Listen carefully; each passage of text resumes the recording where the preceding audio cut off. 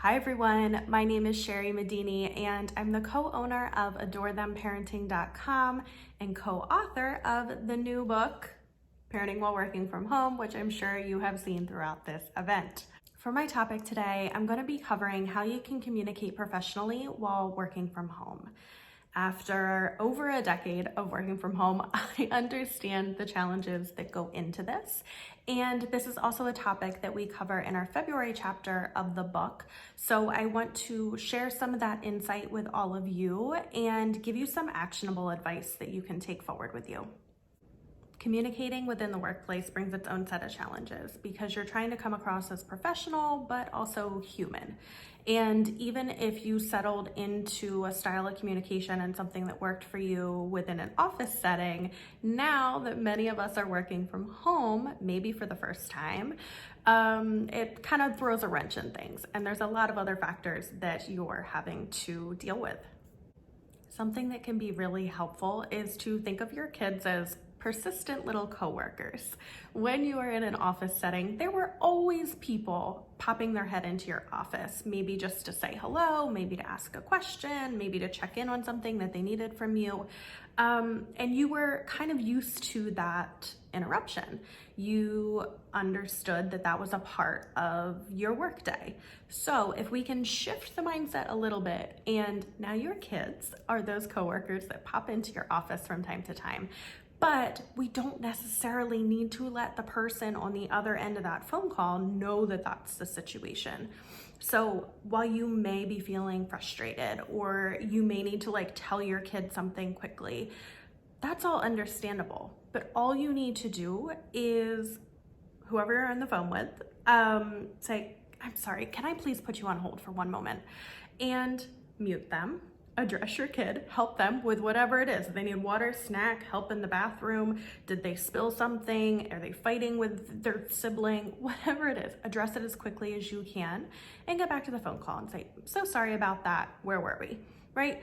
Those kind of interruptions are not abnormal, but no one really wants to hear you scolding your kid when you're on a professional work call. One of the other unique challenges that comes up when you're working from home is that not everyone might be working at the same time. So when you're in an office situation, maybe you were in a 9 to 5 where everyone was there, everyone was doing similar tasks, and you knew someone was available to answer those questions when you needed that answer. And it can be really frustrating if a project's being held up because of one link in the chain. There have probably been plenty of times where you're not sure if your email was seen or if it went to a spam folder. Or, if we didn't get that response, we start to kind of invent our own responses. Are they upset about something? Do they think that I did this wrong? Are they really busy? Are they unprofessional? Maybe they don't even care about this project. Maybe they're not the right person to be working on this. You start to formulate these own ideas in your own head just because you don't hear back from someone in a timely manner. So knowing that you are doing that, flip that situation.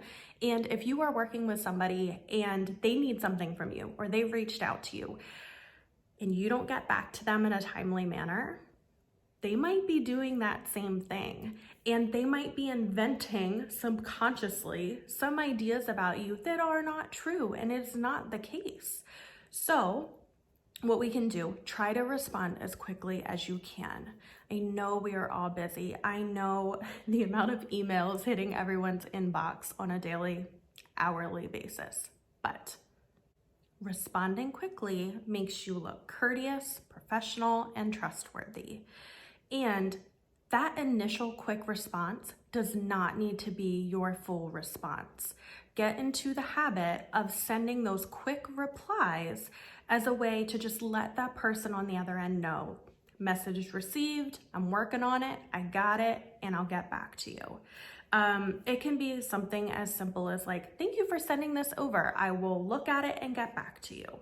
Or thank you for sending this over, or thank you for reaching out, and I'm in the process of working on this. I'll let you know when it's ready. It can be really simple. It can be really short, but that reassurance is going to really help you within your co-working relationships. And while it's important to keep people in the loop, it is also really important to maintain some boundaries and a level of professionalism that is warranted in workplace communication.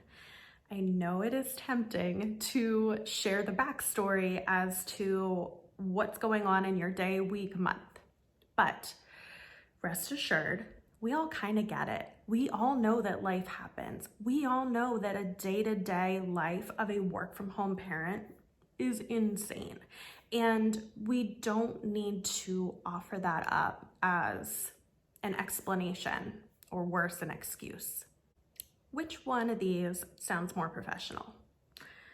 Sorry, I will have to get to this later. My baby has been really fussy and the toddler has been sick and nobody's sleeping and I'm trying to get everybody down for a nap so that I can get to this.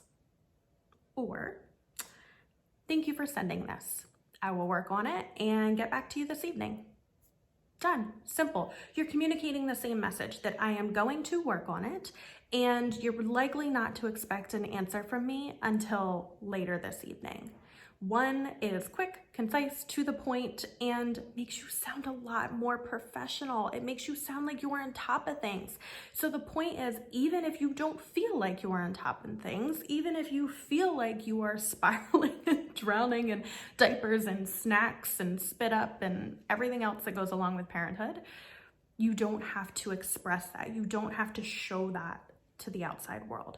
That's something that you text your friends, that you text your mom, that you text your partner, to vent about those things. But in a professional situation, try to keep it professional.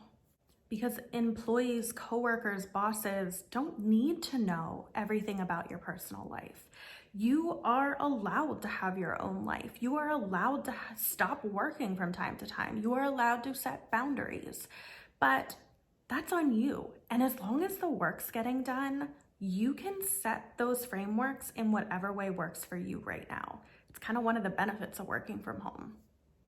And as soon as you start to shift that language and that style of communication so that you're seen as more confident from the outside in, you're gonna start to feel more confident yourself as well.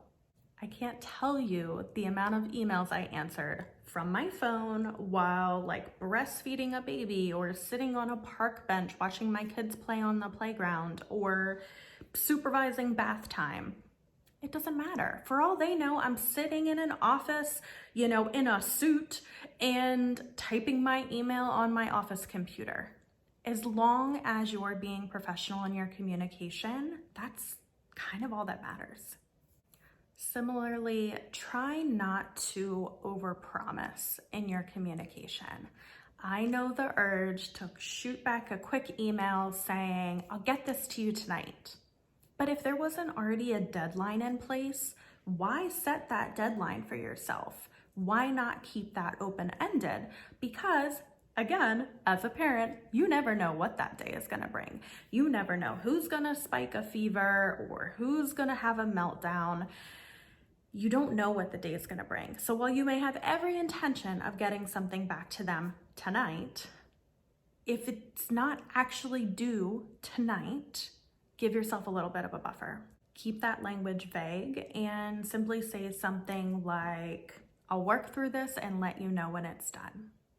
So overall, while it can be challenging, working from home does not mean that all professionalism goes out the window. There are ways to adjust to this new type of environment where there are even more interruptions and background noise. It just kind of comes with the territory. Of course, the wild card in this work from home situation is the kids. And that's something that Carissa is going to tackle a little bit more in her presentation about how you can make sure that the kids are set up, happy, ready to go so that you can shift your focus and get some productive work done or take an important phone call. But it is also something that we consistently cover in our book. So in each chapter, we are making sure that we are covering things that are going to help you with that self-growth and personal development, or help you with the parenting aspect and connecting with your kids and finding new kid activities, or working from home. How do you set those things up? How do you make this work? What does your time management look like? And we want to make sure that you're getting not just new ideas, but like those actionable tips that you can start implementing that same afternoon that you read a section. You can buy our book, Parenting While Working From Home, from all major retailers, and keep an eye on your inbox.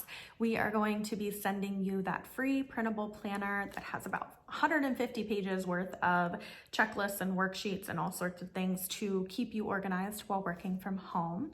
And if you have any further questions, you can always reach out to Carissa and I. We are always happy to help. Take care.